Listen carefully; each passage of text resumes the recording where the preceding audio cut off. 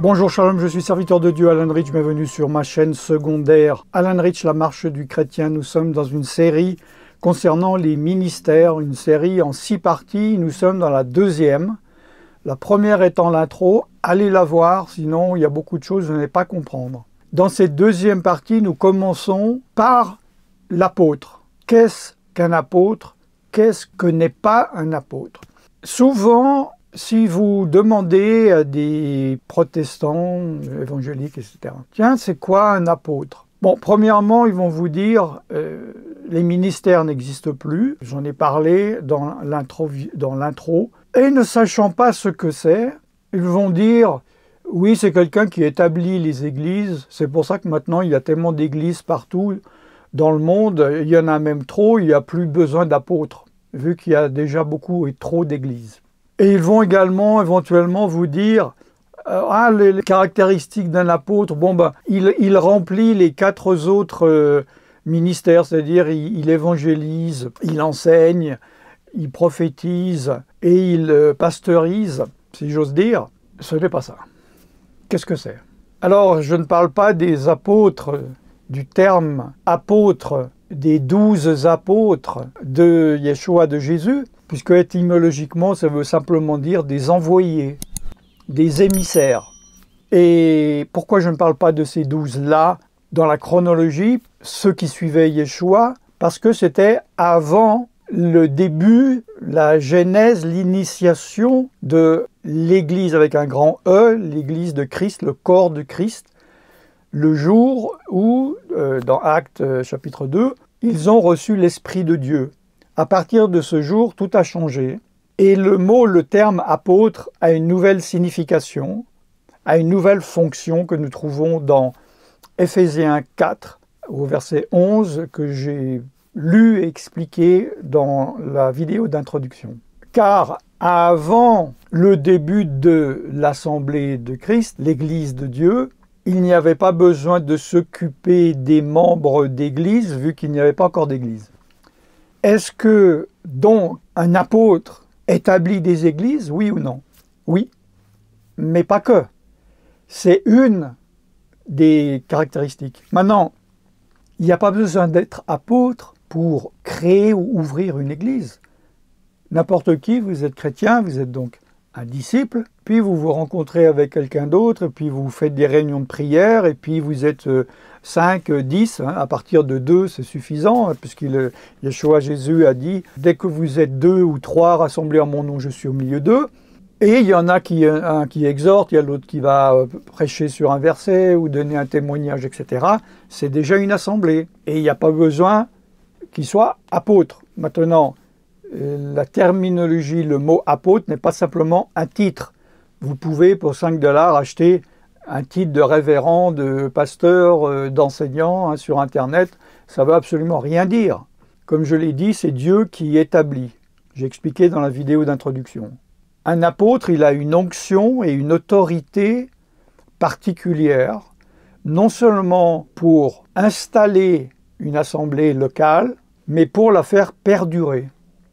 Nous voyons Shaoul Paul dans son ministère, dans les épîtres, il a, oui, créé des assemblées, mais il n'a pas dit, voilà, je la crée et je pars.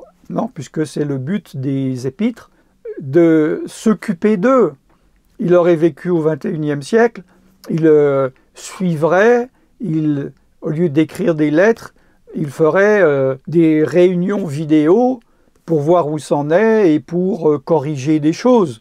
Donc c'est la deuxième fonction de l'apôtre, c'est une fois que les choses sont mises en place, de voir qu'elles restent dans l'ordre de Dieu.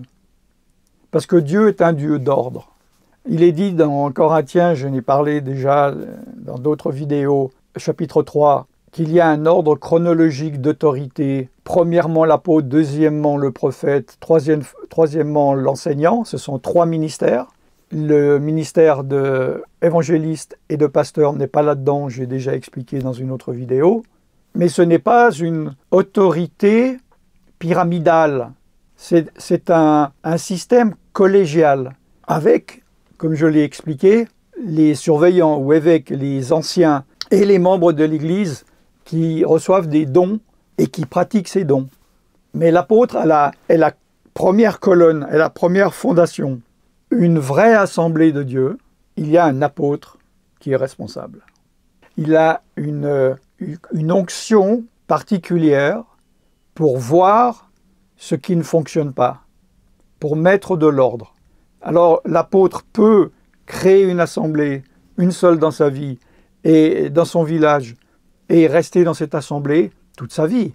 Ou il peut être un apôtre qui ouvre plusieurs assemblées et est responsable de plusieurs assemblées. On m'a proposé plusieurs fois de créer des assemblées ou de diriger des assemblées, d'être responsable spirituel d'assemblées en tant qu'apôtre. Et c'est là où j'ai compris les tenants et les aboutissants en étant invité dans beaucoup d'églises dans le monde entier, dans les églises par exemple protestantes, évangéliques, etc., les pasteurs qui m'invitaient, bon, certains me demandaient de faire mon boulot, prier, de prêcher, et d'autres me demandaient conseil par rapport à leur église, par rapport à leur assemblée, m'expliquant les problèmes, les choses qui ne fonctionnaient pas, soit dans une fonction de l'assemblée, c'est-à-dire il y a un ancien qui crée un problème, ou bien il y a une rébellion, ou bien des membres de l'assemblée, ou dans la worship team de musique, ou bien même dans le couple pastoral, il se trouve devant un problème. Et donc l'apôtre, même si ce n'est pas son assemblée, il a l'autorité et l'onction, la fonction de pouvoir remédier, de pouvoir donner le bon conseil, de faire la bonne chose. Maintenant, il y a évidemment, comme je l'ai dit, des personnes qui ont le titre d'apôtre et qui ne le sont pas. Il y a beaucoup d'assemblées qui pensent que les ministères n'existent plus et d'autres qui croient au titre et donc qui choisissent un titre. Et dans certains pays, il y a beaucoup d'apôtres et ils pensent religieusement que l'apôtre est tout en haut, donc ils vont se nommer pas apôtre et qu'un apôtre est plus qu'un pasteur, etc., etc.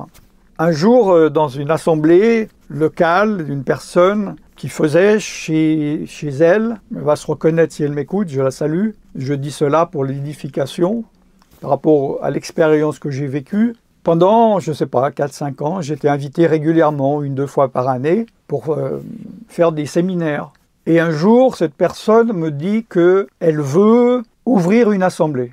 Parce que là, elle faisait des réunions de prière, puis des fois, elle faisait venir des invités, des serviteurs et servantes de Dieu invités. Et là, elle dit, elle avait à cœur, elle a une salle chez elle, de faire une assemblée. Mais comme c'est une femme, et qu'elle ne veut pas être dans la pression des autres assemblées autour, parce que si elle dit j'ouvre une assemblée, ils vont lui dire « Ah bon, t'es pasteur, une femme ». Enfin voilà, vous connaissez les problèmes dans les églises protestantes. Et elle m'a demandé d'être responsable spirituel, mais sans être présent dans cette assemblée. Ça m'est arrivé aussi dans d'autres pays. Je ne sais pas si je vais vous expliquer plus tard, ou bon, j'en parlerai dans une autre vidéo. Et j'ai dit évidemment d'abord, je vais prier là-dessus. J'ai refusé beaucoup de fois dans des endroits. Et je lui dis, bon d'accord. Par contre, je ne veux pas être simplement un prête-nom. C'est-à-dire, pour cette assemblée, quand quelqu'un demanderait, mais qui est l'autorité, qui est responsable de cette assemblée? Ah, c'est serviteur de Dieu Alan Rich. Ah d'accord. Et qu'il y ait des problèmes ou pas, que cette assemblée grandisse ou pas, je ne peux pas mettre mon nom sans en avoir véritablement l'autorité, avoir l'autorité dessus. Il faut que je sache ce qui se passe. Et je lui dis, voilà comment on va procéder si tu es d'accord. Je ne vais pas te téléphoner tous les jours, toutes les semaines ou faire voilà, des comptes rendus. Par contre, dans les grandes lignes, il faut absolument que je sache ce qui se passe. Si au bout d'un mois, parce que moi je suis beaucoup occupé, bon, si au bout d'un mois je t'appelle, j'ai besoin de savoir qu'est-ce qui s'est passé dans les grandes lignes. Est-ce qu'il y a un groupe qui crée un problème dans le groupe, dans l'assemblée? Est-ce qu'une personne s'est mise à de pratiquer des dons spirituels? Est-ce qu'il y en a un qui dit « Dieu m'a appelé à quelque chose, est-ce que je peux l'être » Est-ce qu'il y a une direction particulière? Voilà, si je viens 2 fois par an, alors j'ai dit, il faut écrire, il faut avoir un calepin et écrire toutes ces choses, comme ça, moi, je peux consulter, regarder et savoir où c'en est, pour que moi, je puisse donner mon avis, parce qu'un apôtre, ou la fonction d'apôtre, il est là pour... Justement, je ne veux pas utiliser le mot ni diriger, ni contrôler, mais avoir l'autorité et la responsabilité pour le bien-être général. Et personnellement, dans ma personnalité, je ne suis pas quelqu'un qui est dans le contrôle des autres. Je n'aime pas ça. Je peux être autoritaire, qui est une qualité, mais pas dans le contrôle. Et d'abord, cette personne a dit oui, d'accord. Et au bout de 2 jours, elle m'a téléphoné en colère. Elle a dit non, c'est scandaleux. Tu veux me contrôler, c'est pas ça que je voulais. Voilà. Et puis, du jour au lendemain, elle a arrêté de m'inviter. Cette personne, bon, comme je le dis, je ne veux pas dire du mal, je sais pourquoi elle a réagi comme ça, je sais qu'est-ce qu'elle voulait quand même un peu manipuler les choses par rapport à ce qu'elle voulait, et comme ça n'a pas tourné, comme elle voyait qu'elle n'allait pas être de tenir les rênes, elle s'est rebellée. Si tu me regardes, je n'ai rien contre toi, je ne critique pas, et contacte-moi quand tu veux, si tu le veux. Donc, par rapport au type d'assemblée, c'est différent. Par exemple, il y a eu un autre endroit, dans une ville, des frères et sœurs ont voulu ouvrir une assemblée, enfin, pas tout de suite, ils m'ont invité. Et il y a eu une 40aine de personnes qui sont venues pendant 3 jours. Et ils m'ont proposé, ils ont dit, ah bah tiens, il y a du monde, je sais qu'il y a beaucoup dans la ville, il y a vraiment des mauvaises églises légalistes, etc. Est-ce que tu serais d'accord? Puis tu viens régulièrement, justement, d'être responsable d'une église, de cette assemblée. Moi, j'ai donné mon feu vert en disant, bon, bah écoute, on va aller piano, et on va voir chaque jour comment ça va se passer. Je ne te dis pas non, je ne vous dis pas non, mais continuez à faire des réunions, et on va voir comment ça se passe. Donc, ce n'était pas officiel, et je ne sais plus si c'est en 1 ou 2 réunions, c'est passé de 40 à 0. C'est-à-dire qu'ils n'avaient pas la capacité de gérer une assemblée. Et le problème, c'est que moi, je n'étais pas sur place, mais c'est bien aussi que le Saint-Esprit ne m'a pas poussé à dire oui et à officiellement établir une assemblée. Je vous donne ces exemples pour vous expliquer les détails et l'intérieur du fonctionnement de ce ministère. Et il y a d'autres cas dans des continents différents. Régulièrement, on me dit, voilà, j'ai une assemblée, mais j'aimerais m'affilier à votre ministère et que ce soit le Alan Rich Ministries dans tel pays ou dans tel pays. Et dans beaucoup de cas, je ne sens pas, je dis directement non. Alors je sais là-dedans qu'il y a des personnes qui ont cette même mentalité de vouloir profiter d'un nom ou de se cacher derrière ou de se protéger en cas de problème et de dire oui mais c'est pas moi, je ne suis pas le responsable, allez voir Alan Rich en Europe. Tout cela pour vous dire, pour vous expliquer la fonction d'un apôtre. C'est pour cela que l'apôtre est la première colonne, il y a les 3 colonnes, et que la Bible est claire dans Corinthiens. Il n'est pas dit, il y a un apôtre, il y a un prophète, il y a un enseignant, mais bien, premièrement, chronologiquement, par ordre, je ne veux pas dire d'importance, ça peut être mal compris, mais par ordre de construction, de fondement, de fondation d'une maison, il y a d'abord un apôtre. Et sur l'apôtre, il y a le prophète, deuxièmement, et troisièmement, il y a l'enseignant. Et ensuite, il y a les 2 autres ministères, il y a les surveillants évêques, il y a les anciens, il y a les membres qui ont un rôle à jouer dans l'Assemblée. Les églises modernes ne respectent absolument pas le modèle biblique. Les catholiques, j'en parle même pas. Les protestants, évangéliques, pentecôtistes, charismatiques, asthmatiques, etc., j'en parle pas non plus. Eux, ils ont le système calviniste, Jean Calvin, un mini-pape, un pasteur responsable de son assemblée locale qui n'a d'ordre à recevoir de personne et qui fait ce qu'il veut dans son petit Vatican. Il se peut que vous soyez dans une situation où le Saint-Esprit vous a montré, vous a révélé que ni le système catholique ni le protestant est biblique, et vous voudriez obéir à la parole de Dieu, au Saint-Esprit, vous dire ah bon, j'aimerais bien aller dans une assemblée selon le modèle biblique, ou bien j'aimerais bien participer à la création d'une assemblée, mais où trouver un apôtre? Il y a dans chaque chrétien un appel particulier. J'ai expliqué dans la vidéo d'introduction, comme Paul a dit, tout le monde est apôtre? Non. Tout le monde est ceci? Non. Tout le monde a le don de ceci? Non. Chacun a... Il ne faut pas s'improviser apôtre. J'ai expliqué dans la vidéo d'introduction que ce n'est pas nous, selon Ephésiens 4:11, qui choisissons d'être un ministre, d'avoir tel ministère. C'est Dieu qui établit, qui choisit. Et malheur à l'homme qui va dire « Tiens, je veux être prophète, je vais aller dans une église, une école de prophètes, ça existe, et je vais dire que je suis prophète alors qu'il ne l'est pas. » Mais dans chacun, dans tous les chrétiens, il y a un appel. Et vous êtes peut-être un apôtre qui s'ignore, un évangéliste qui s'ignore, un disciple qui s'ignore. Vous avez un appel, vous ne le savez pas. Vous avez de quoi être un ancien, vous ne le savez pas. Mais il ne faut pas faire les choses charnellement, par la volonté de l'homme, en disant simplement, bon, je ne veux pas simplement le système pastoral protestant, donc dans mon église, maintenant, je vais m'appeler apôtre. Puis toi, tu seras le prophète, toi l'ancien, tu seras le prophète. Il faut prier. C'est la volonté de Dieu que sa volonté s'accomplisse dans l'assemblée. Donc Dieu va pourvoir, Dieu va lever des âmes, et il faut être obéissant. Si vous n'êtes pas obéissant dans les petites choses, il ne va pas vous donner de grandes. Si vous voulez aller trop vite en disant « je vais aider Dieu parce que Dieu ne m'aide pas », il ne va pas vous aider plus loin. Il faut que la fondation d'une œuvre de Dieu soit de Dieu, de la volonté de Dieu, et non pas la volonté d'un homme. Alors faut-il attendre un apôtre hypothétique avant de vous réunir? Vous pouvez vous réunir entre chrétiens et prier, et louer Dieu, vous exhorter les uns les autres. Vaut mieux être assemblé que isolé.